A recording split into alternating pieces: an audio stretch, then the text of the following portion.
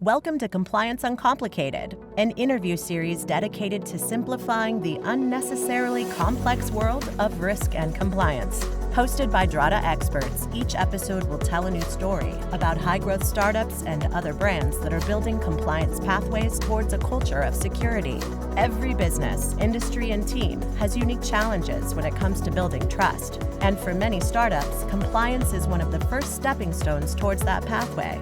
In each episode, we'll hear from founders, visionaries, and those tasked with building a foundation of trust for their brand. It's time to unravel the jargon and abbreviations and uncomplicate compliance.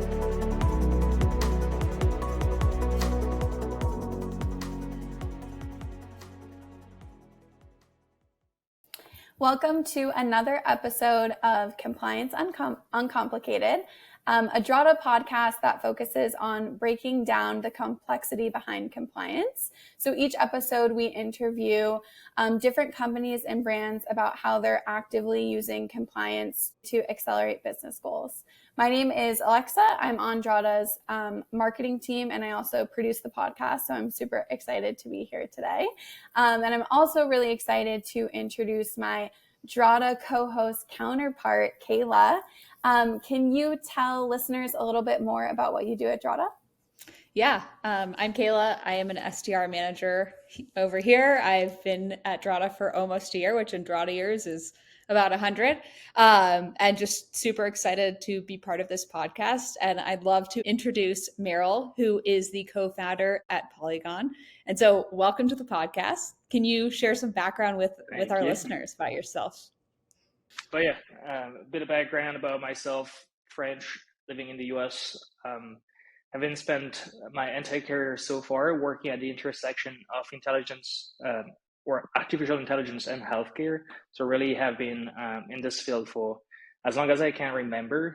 And that goes into privacy, that goes into compliance, which I hope we'll be talking at length today. Specifically about background by myself is going into first at school. So all my family is in agriculture and craftsmanship. So if anyone that knows French cuisine, that's what my parents do. So really got drawn into math, physics, biology, and medicine through school, because in France we have this luck of French elite education. Going there, started a master's in computer science, then went for a bachelor at the med school at the same time. Then kicked off working on embedded medical device for Parkinson. That was at the time military technology that we were repurposing. And then went to Japan, worked on arrhythmia detection medical devices. So once again, this healthcare world, this artificial intelligence world. Moved back to Europe, felt like it was too narrow, felt like the American dream was still a reality.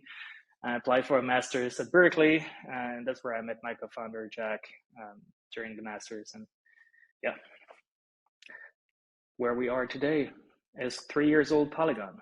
So one of my biggest takeaways is like, you now have founded this company, but it took you this whole journey in multiple different continents to get there, but you've made it finally. So congrats on basically making it. Thank you. Yeah, that's awesome. And Meryll, when I was looking at your background, it was really diverse, and I could see that there was at least a spark for the need to be an entrepreneur pretty early on in your journey. So what made you want to pursue entrepreneurship? So it's an interesting question. It's funny that you say there was a spark for entrepreneurship from the get-go. So I started as a cook. So that's not in my LinkedIn, turns out. But going through school, it really felt like initially it's more like hard work and dedication were features of people I was looking up to, and those were mostly entrepreneurs, and really got passionate about the concept, listening to their podcast, their intervention, reading the articles, reading books about entrepreneurship, and really feel like I was resonating with the concept, though I did not start straight away. So working for companies, we're building these medical devices. I think what really helped me make the leap is a bit of frustration with slow managers and hierarchy in general.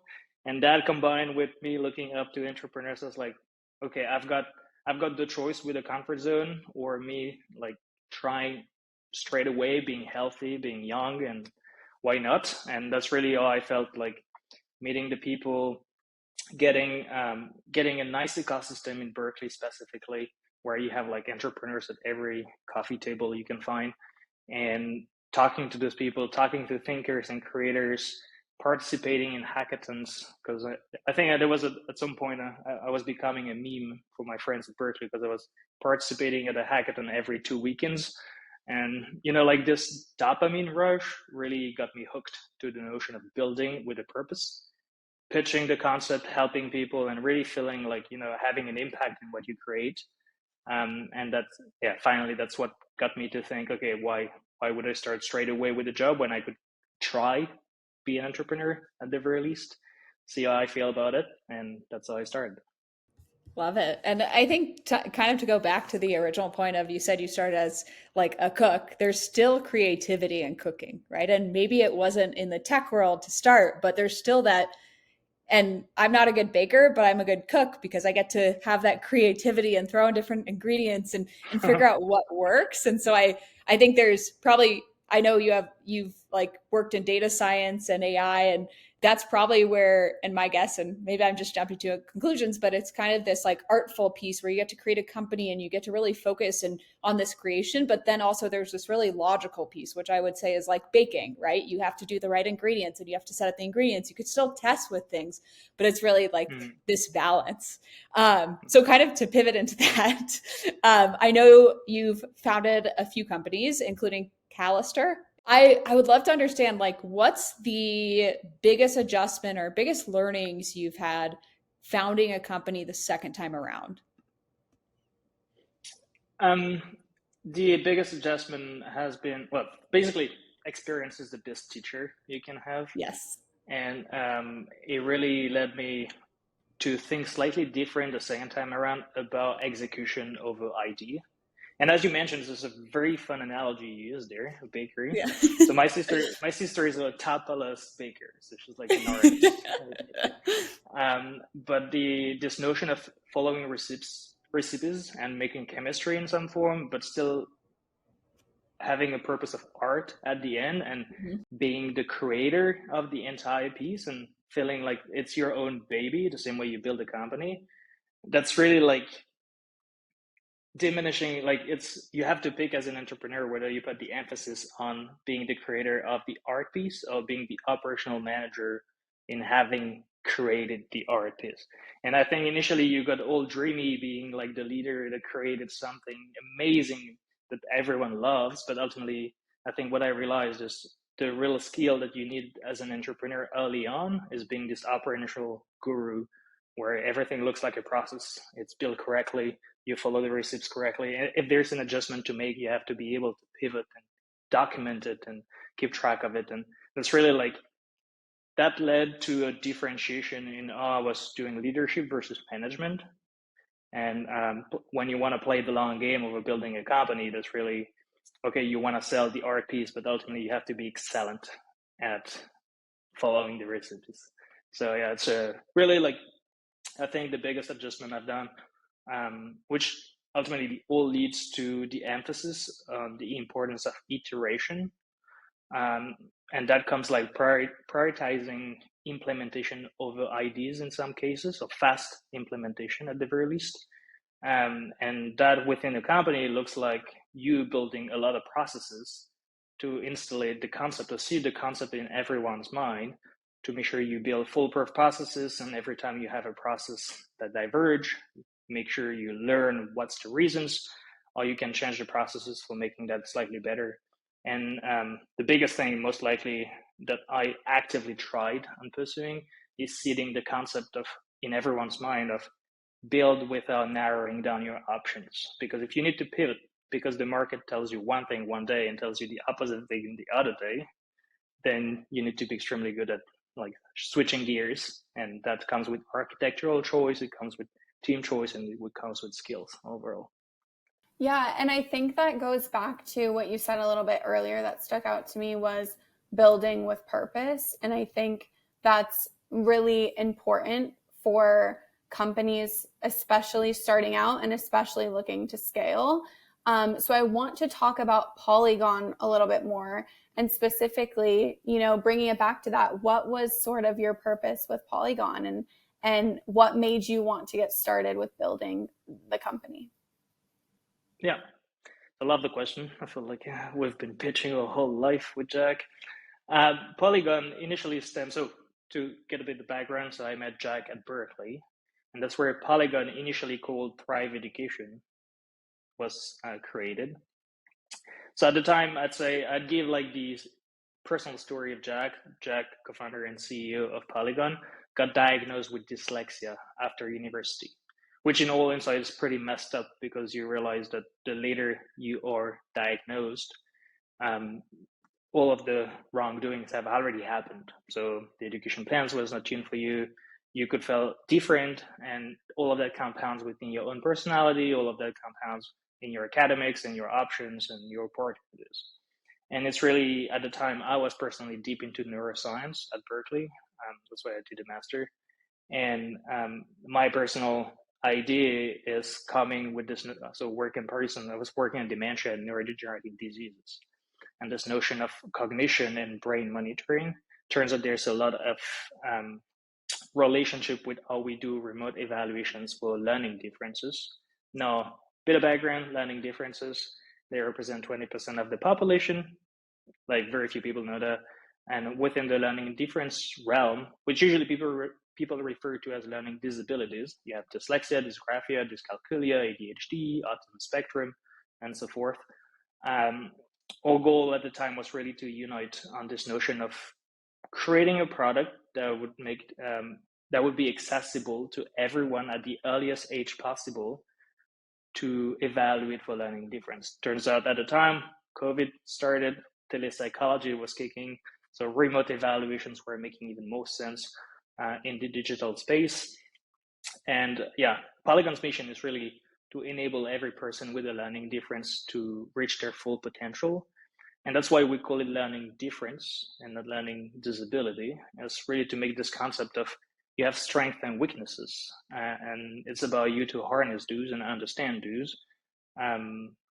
But yeah, ultimately, I like to refer to the name of the company, Polygon, and there's a reason it's called Polygon and not Thrive Education anymore. It's because like the academic system and the job market has created the path for the average person. So what they think the average person is, and that we would call the perfect circle. Turns out the circle is not a polygon, except that everyone is kind of their own shape. They can look like a triangle, they can look like a square, they can look like, a rhombus or whatever. And everyone is trying to bring that shape within the circle mold, except that it breaks or it does not go through, or there's issues going in this direction. So our notion is like, okay, the world is not about perfect circles all the time, and it's about making sure that everyone finds their own opportunities in this world. Love it. And I can super relate to this. I don't know the right way to pronounce it, but dyscalculia, where I mix up numbers and I'll get numbers wrong. Someone will tell me a phone number and I'll mix up the 2-5 or the 5-2 and get it wrong. So can completely relate to that. And also the growing up, my parents thought I had a learning disability, but I just like couldn't focus. And so we did all these tests and we just realized like I'm very creative and very like logical in the same way. But growing up as a kid, I didn't really know how to deliver on this. So I would be in a class and not be able to take a test. And so this product actually really speaks to me because I didn't know how to succeed in these environments. Even though I was a very smart kid, it actually kind of messed with my confidence because I said, well, I'm not scoring well in these tests or I'm not doing well. And so we thought I had a learning disability when at the end of the day, it was just, I was a different type of learner. So super interesting. Want to pivot a bit and kind of talk about your compliance journey. Maybe compliance is at your fingertips, just like how clinicians are at your fingertips with Polygon. But can you tell us a little bit more about where you're at in your journey and how you went about managing the process? Yeah. No, and it's not at our fingertips. Well, it was not easy to get it at our fingertips. Yes. Turns out teaching people to even have strong password, or the notion of strong password, is a realm in itself. But yeah, Polygon in all is fully committed to compliance. I mean, it has been there from the get-go, simply because we know we are a direct-to-consumer brand, and brand come with trust, and trust would come with protection of your data, and protection of your data comes with compliance. So there's also a game in which we make promises to our clients that we're going to take care of the sensitive data, and even more so in a realm where it's for the long game. So usually that data stays and is necessary over 3 years, 10 years period times. So it's very important for us to build with compliance inside of it. So where we are at today, we are COPPA compliant, HIPAA verified. It was kind of a roller coaster to get there. But given we really started the process of building our technology with that end goal in mind, it was not as strong of a problem as other entrepreneurs I could have met in the past that had to pivot their own technology to make it a possibility. So yeah, we ensure privacy and security of our clients' data, proper implementation, processes, relationship with third providers, obviously third-party providers. And overall, I think the big thing that we've had to put in place is the training of the team. So the way I see it in terms of compliance, and I think it will relate to the second part of the question, managing the process, is there are really two elements to compliance. There has been technical compliance, like, or do you build a product, or do you build data policies, or do you ensure least permission rules, or do you audit that, or do you test it? And then there's that would say 20% of the process, turns out, and then there was 80% of the process, which is making sure your team understands what they're doing when they're managing data. And so technical, in terms of management, there's been like passwords, just having them use password manager is a problem. Getting 2FA understanding, getting them to understand, because that's not frictionless, 2FA, and usually always someone asking you why we have 2FA and why should we use 2FA. Those are interesting conversations overall. But then you also have making sure they understand what EPHI are, so that from there they don't leak them or they don't use them at wrong purpose, that you implement least permission policies for team members directly, so that they understand who to talk to on what databases, but also they know how to escalate issues, and they know that things need to be documented in most cases, so that every action of the process gets documented. There's a log attached to it. We know who did what when, and that it's auditable internally, but also externally. So it's kind of like the process of we have had to go through this in the past, which was interesting. And I think, aside from that, so like the two pieces I just exposed, there's potentially a third one, which is to conclude the management of the process, is just relying on third-party providers that would pen test your tech, that would make sure your internal policies up to date, make sure that your employee handbook have been reviewed and that it covers all use cases, make sure that the policies are correctly implemented and whatnot. So for verification, for HIPAA verification or COPPA compliance, you actually need to go through third-party providers that will then, because they're related to government, offer those seal of compliance in some form. Yeah, and something that really stood out to me, and I think where Polygon and Drata are really aligned based off of what you said, Meryll, is how,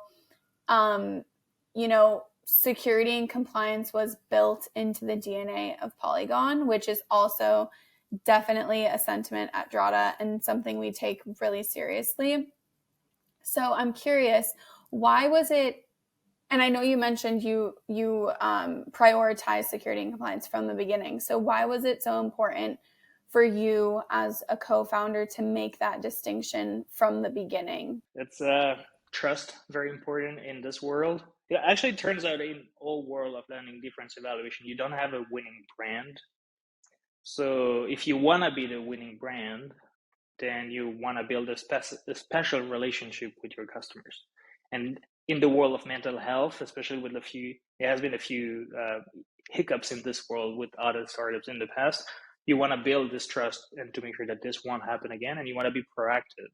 So it's like internal celebration, external celebration of those milestones. The compliance is important to us. That's trust. That's building this relationship with the clients. It's also a way for us, once again, to make the promise we're taking it seriously for you, for ourselves. And the goal is to play the long game, because that data we want to, we are going to store it for you or on your behalf for an extended period of time, because those are healthcare related. So that's the big thing. And I think the other one is, as you mentioned, crazy to see recently cyber attack. I mean, we'll probably talk about that in more depth, but leak of data, super expensive. One is sufficient to lose all the trust with all your clients. And it's just personal liabilities. And I would absolutely not be proud of being the CTO of a company where data leaks. So just like there's this entire ecosystem where it has positive connotations, like we want to build trust, we want to do more business, because when you work then with schools, those are skills of they will be able to talk with you with a minimum amount of trust that is necessary to kickstart the conversation, because then you look legit in some form. But then also avoid litigations, which is crazy. And being French, I don't want to go in litigations in the American country. It really feels like it's a hobby sometimes here. And third one is just out of personal pride in some form, like building it compliant from the get-go. That's like I want my baby, once again, my piece of art, I want it to be perfect. So there's also this notion of it needed to be there from the start. Awesome. And I think like what you mentioned, right? You've built security at the forefront from the beginning. And also something else you touched on is kind of explaining to your employees who are non-technical about why does this matter, right? Why does MFA matter, right? Why do these things matter? But what other advice would you give to companies who want to really lead with a security first culture? Advice wise, I'd say it will come from the leadership usually. So the founders need to be well versed into the ecosystem of security, understand the basis of vocabulary, or can get surrounded by advisors that are well versed in that space. There are tools and third-party providers, I suppose, like Drata, for instance, would be one that can help you figure it out if you miss that. But ultimately, the advice is it starts with leadership before it starts with management. Once it's part of the culture, it needs to be part of the culture so that everyone understands it. It then becomes processes as you build the company and start hiring the people. It's part of the employee handbook. It's part of the onboarding. It's part of so that they get used to it from day zero, basically. And ultimately, it gets back to getting this clear vision, the importance of security understood by everyone. And as an advice, there's a clear discrepancy between someone you onboard on, let's say, Google Workspace without 2FA for themselves and then start implementing it, versus day zero having 2FA as part of the enrollment process, so that they get this seed idea, or it's going to be the same everywhere else. So they get the tool set in place. Then, involving every team, obviously, as you go. You onboard them, but then you have to involve everyone whenever you have a new process or a new security policy or whatnot, a new training, because training is a part of it. You have to celebrate compliance milestones. It sounds like, it sounds not intuitive, or it sounds not funny, because it could be just the tech people celebrating, oh yeah, we went through audit. But ultimately, it's more like the whole team should be somewhat proud of, okay, we're actually pushing, they belong to why we went through the audit, the part of the success, because they did the training right, they did the policy right, they did the processes right, they understood the concept and the scope of all of that. Aside from that, just the basic best practice, strong passwords, please. It's crazy, this world. That's where always strong passwords. Yes. And something that I think you really touched on is taking pride in it, right? And the importance of being proud in it, but also helping the other teams understand, right? Hey, I'm in sales. Maybe I need to understand that if you get this audit, this will help me sell more. And now there's this value to me rather than just being, okay, cool, we got our audit. And it was a clean audit also. So you could even say, hey, our audit was clean, right? We got no exceptions. That makes it even better. And there's that understanding of, if you explained it, right? Or just at least the mutual understanding of, hey, if we get exceptions, and to a certain extent, which I'm not that technical, right? Maybe that could prevent you from closing business. So let's be proud of all the things we're doing. And let's take pride also on the fact that we can really, like, trust is at the center. It seems like is at the center of what you're doing. It's at the center of Drata. And so it's really building trust externally with your customers, but also building trust internally of, hey, we're in this together. And then the one other thing that you touched on is like, it's a lot harder as humans to relearn something. Like, I love CrossFit, and if someone does a muscle up and they chicken wing it, which is like one arm and then the next, and I'm in that boat, it's really hard for me to relearn, okay, I have to put my arms over at the same time. So it's a lot easier to teach humans the first time than for us to relearn and have to use that energy. So I think it's just so important to do this from the get-go, because it's second nature versus saying, okay, now, and Meryl, you would have to chase people down and say, hey, you need to go turn on it like MFA. And they're like, oh, I don't know if this is important or whatnot, versus the first time around, they know the importance of it and why it matters for the company. I know that you mentioned, Meryl, too, maybe in aspects that you're unsure about, to lean on advisors where you can. So I want to transition a little bit into more just generally about the cybersecurity industry. And I know based off your background, you're a board member at Diligence, which that company dabbles in the realm of AI. And I know especially in today's world, I mean, AI is really important, but not only that, I feel like the new discoveries of AI are changing daily, and especially how that relates to cybersecurity. So I'm just curious what your thoughts are on AI, and how it relates to cybersecurity concerns and threats and that whole conversation. It's a big conversation. Yeah.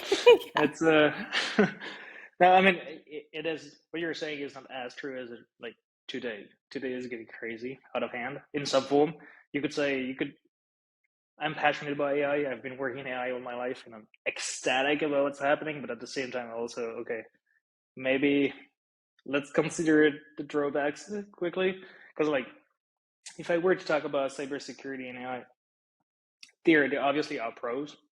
Like, we never dreamt of having an AI just parse all your logs and database transactions and looks for any form of anomaly. You don't have to do it yourself. You're being flagged. You know what's happening. All of that is done automatically. That's totally in the realm of AI. Building those models is kind of very interesting, problematic. It's very close to finance, turns out. But there's also the world in which AI-powered cyber attacks, like, I already see some sophistication coming up, like password breaking. Never has been as easy. Everyone was waiting for the quantum computers. Now you just have to wait for the nice AI model. Password breaking became is a reality as of today through LLM, and just like understanding like who is the person that initially decided on the password. That's a big one. The use of generative adversarial networks, and like you can think of like CV specific ones. So wherever there is like the way I look at it is like I would dissociate it in the form where classic products, deterministic one, can already be attacked by cyber attacks in the form of artificial intelligence, and the protection would be a second layer of it in the form of like post analysis and protection there. But then you have the products of today's that rely on machine learning as core business and core value prop, where it's even easier, let's say, well, it's even more threatening or threatened by cyber attacks that are AI powered. So there's like this Pandora box we're kind of opening because we're spreading all those AI models and all those AI business models actually everywhere, but protecting them from the new age AI is the same way very complicated. Like an example of it is the concept of jailbreaking. It's brand new. It's like this notion. I don't know if you like follow Chat. I mean, everyone follow ChatGPT in the bubble of technology, but jailbreaking is this concept of prompt reversal. So like, like ChatGPT, initially you ask it to answer you in some form of tone, to not say certain things. So there's like a mask as a prompt. And jailbreaking is this notion of like breaking out of this initial prompt security. And those just consider like a form of cyber attack in the sense like you can reuse certain models that have been trained in some form to extract data from it. So let's say you're a company building Valprop on top of an LLM, and the prompt you create for your customer depends on their own personal data. So you want to name the person, you want to use their date of birth, you want to use their SSN, you want to use their financial statements, XYZ. Sufficient for someone to break the prompt. If they find this prompt jailbreaker, then they have access to all that data, and potentially even worse, they could have access to the database that the model is using initially. And I feel like right now we're having somewhat of a soft boundary, because talking with natural language to a model is somewhat easier than this hacker of the 2000s that were stuck in their room all dark and like typing command lines. And like there's this notion of where we're making tech more accessible, but we're making cyber attacks more accessible as well. And there's this notion of like sophisticated scams or things like that. That's very like to me, it's like next steps. Obviously someone's going to do that. So ecstatic, because yes, there's so many things that are going to spawn from it in healthcare, in finances, in access to knowledge in general, and just better management of the situation, better operations, even in cuisine, you can find it. So that's the exciting part. But the drawback of it is that, yeah, we also open some form of Pandora box where we're making the opposite very accessible as well. Great. Yeah, seems like a double-edged sword there a little. Yeah. Yeah. And I guess on that double-edged sword, right, you talked about some of the kind of risks of AI, but I would love to understand from you, like, how you think AI will impact the future positively of security compliance. Oh, yeah. Well, first, like, yeah, I could say there's so many things that are positive coming from AI. So, like, the big thing for me is anomaly detection in AI. Like, me parsing my own database would take me years before finding an anomaly, and that's so much attention that like no human is able to do that. So like anomaly detection is a great thing. I've seen new models spawn from like when quoting the example of logs analysis and database transaction analysis, that those are real life models. But also having a sense of like we have auto GPT in some form as creating the new white hackers of today through machine learning and AI in this case, or like LLM agent, like sentient agents, to kind of penetration test your own tech.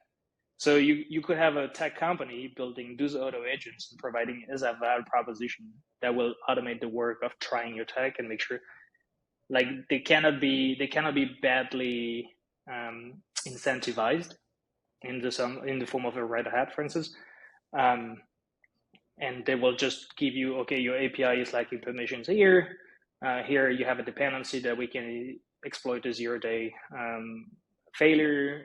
Here you have, I don't know, it could be like a password mitigation strategy that's not in place. Or here I can revert because of discrepancy in how much time you spend for computing your password. I know exactly whether this person belongs to your database or not.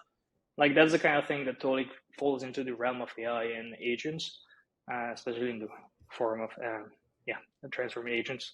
It's becoming extremely interesting because all of that work, even though you have the vocabulary, you may not have the technical expertise to implement all the safeguards for your technology. But then you could have AI telling you what is lacking and fix it.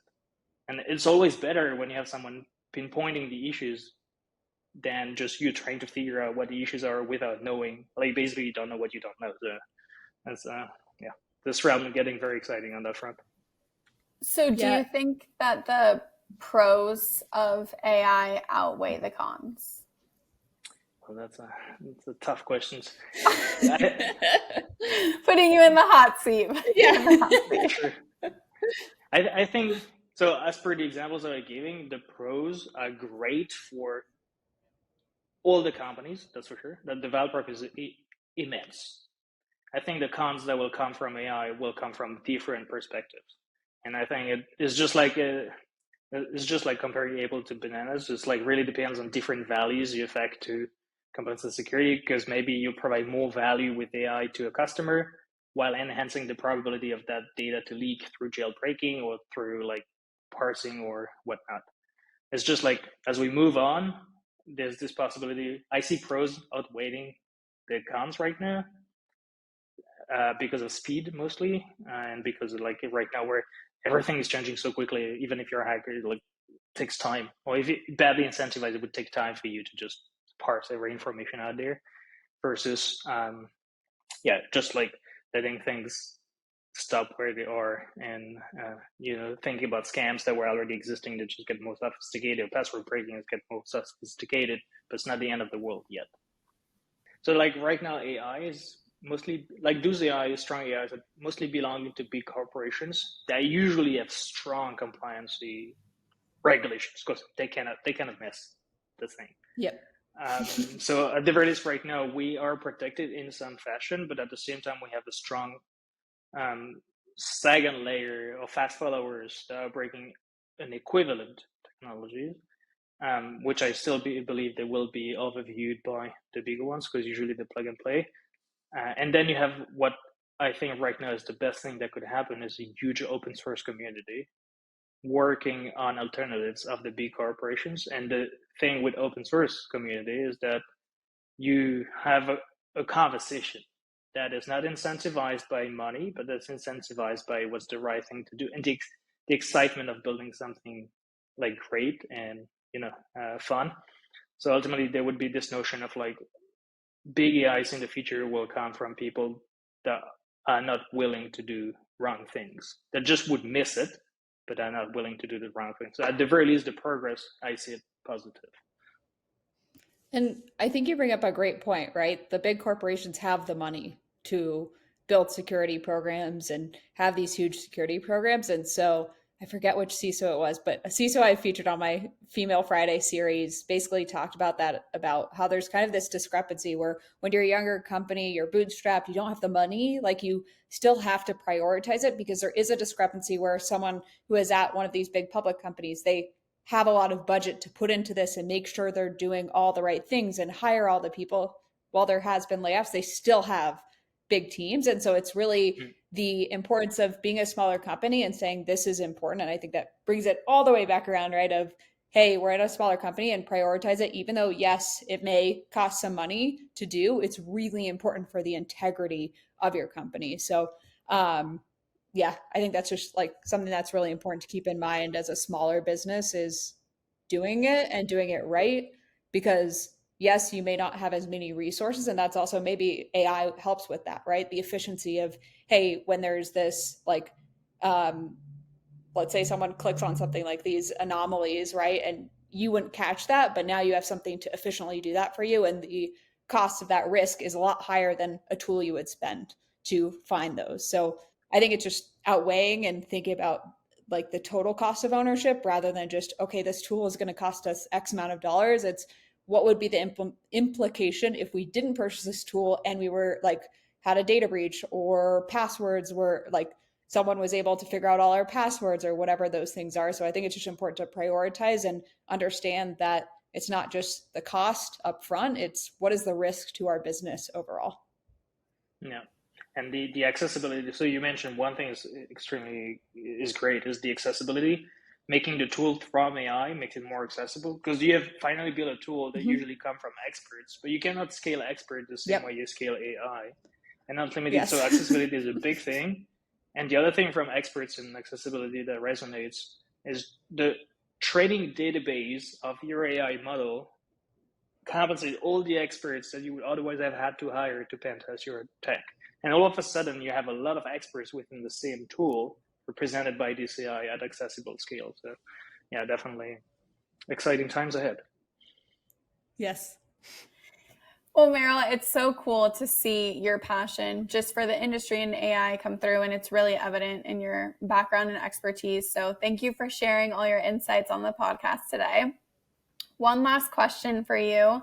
For any listeners who want to learn more about Polygon, where should they go?